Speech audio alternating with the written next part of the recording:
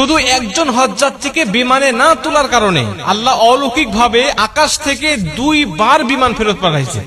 ঘটনাটা মাত্র 2 দিন আগের। আপনারা অনেকেই পত্র পত্রিকায় দেখেছেন, লিবিয়ার একজন মুসলিম যুবক তিনি এই চলতি বছরে হজ করার জন্য সৌদির উদ্দেশ্যে রওনা হয়েছিলেন।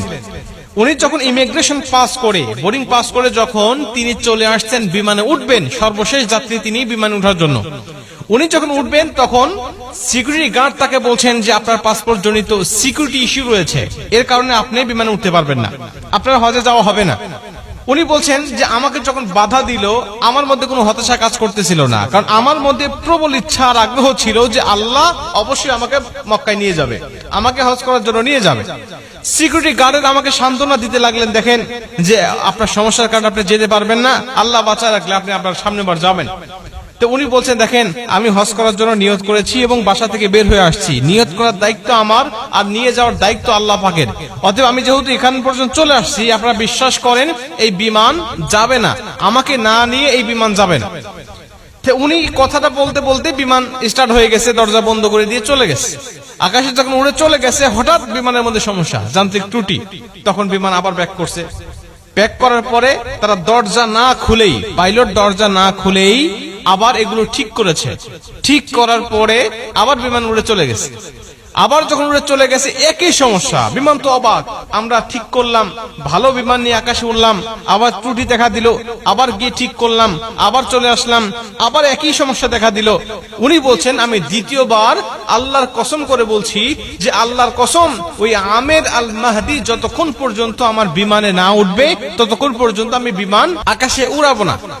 উনি কসম করে এখানে নিয়ে আসছেন, নিয়ে এসে বলছেন যে আপনি বিমানে ওঠেন, এবং আপনাকে না নিয়ে যাওয়ার কারণে আল্লাহ অলৌকিক ভাবে আমার বিমানের মধ্যে 2 বার একই সমস্যা দিয়েছে, যে সমস্যার সমাধান আমরা করেছি, কিন্তু আপনাকে না নিয়ে গেলেই সমস্যা আবার নতুন করে সৃষ্টি হচ্ছে।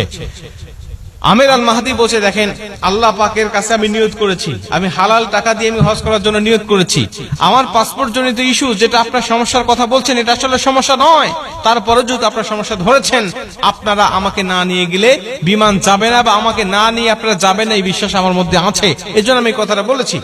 সবাই তাকে তো আগ্রহ করে ধরলেন এবং সবাই তাকে বিভিন্নভাবে সংবর্ধনা এবং সম্মানিত করতে লাগলেন। এখান থেকে পরিষ্কার ভাবে বক্তব্য বোঝা যায় যে আল্লাহ পাকের কাছে যখন কোনো ব্যক্তি খাঁটি দিলে নিয়ত করে, আল্লাহ পাক তখন সেই নিয়তটা পূর্ণ করে, এটা আল্লাহ পাকের দায়িত্ব। বান্দার চেষ্টা যখন শেষ, আল্লাহ পাকের সাহায্য তখন থেকে তার শুরু হয়ে যায়। বান্দা ইচ্ছা করলেই বিমানটাকে আটকে রাখতে পারবে না, কারণ এটা দেশের নিয়ম, দেশের আইন, সে ইচ্ছা করলেই এককভাবে সেটাকে পরিবর্তন করতে পারবে না। এর জন্য আল্লাহ পাক অলৌকিক ভাবে বিমানটাকে বারবার সমস্যার মধ্যে ফেলিয়ে পাইলটকে শিক্ষা দিতে চাইলেন যে ওকে না নেওয়া পর্যন্ত তুমি এই যাত্রীগুলো নিয়ে তুমি মক্কায় প্রবেশ করতে পারবে না, যেতে পারবে না। প্রিয় ভাইরা আমার, বান্দার চেষ্টা থাকতে হবে, আগ্রহ থাকতে হবে। আল্লাহ পাক দেখেন বান্দার ভিতর তামান্না নিয়তটা কি আছে, আল্লাহ পাক দেখেছে বান্দা নিয়ত খাঁটি সহি হালাল টাকা দিয়ে সে হজ করতে যাচ্ছে, কেন সে যেতে পারবে না, আমি আল্লাহ তাকে নিয়ে যাব। ইউসুফ আলাইহিস সালাতু ওয়াস সালামকে যখন ঘরের মধ্যে জুলাইখা বন্দী করে ফেলেছিলেন, ইউসুফ আলাইহিস সালাতু ওয়াস সালাম দেখলেন আমার শক্তি এখানে আর নাই, আমার শক্তি কতটুকু, ওই দরজা পর্যন্ত আমি যেতে পারবো, দরজা পর্যন্ত আমি হেঁটে হেঁটে যেতে পারবো বা দৌড়ায় যেতে পারবো, কিন্তু দরজা খোলার শক্তি আমার নাই, কারণ চাবি আমার হাতে নাই। আল্লাহর সাহায্য আমার উপরে আসবে তখন, আমার শক্তি আমার চেষ্টা ব্যর্থ হবে যখন, তখন উনি দৌড়া চলে গেলেন। আল্লাহ পাক তখন তার দরজাগুলো খুলে দিয়ে তাকে সেখান থেকে মুক্ত করে দিলেন। প্রিয় ভাই আমার, এই জন্য আমরা সর্বোচ্চ চেষ্টা করব, যতটুকু পর্যন্ত আমার দৌড় থাকবে, আমার শক্তি থাকবে, ততদূর পর্যন্ত আমি চেষ্টা করে যাব।